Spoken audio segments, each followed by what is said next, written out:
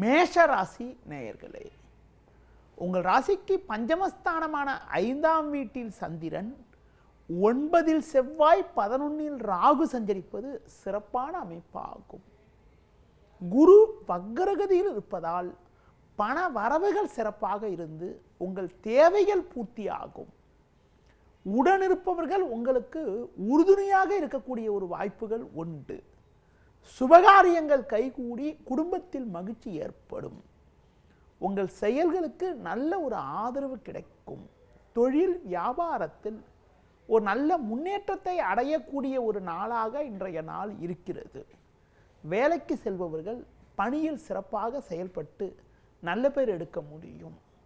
பொதுவாக தேவையற்ற பயணங்களை தவிர்ப்பது மிக மிக நல்லது. இன்றைய நாளில் ஒரு சில வளமான பலன்களை நீங்கள் பெறுவதற்கு அஷ்டலட்சுமி வழிபாடு மேற்கொள்வது மிகவும் சிறப்பு.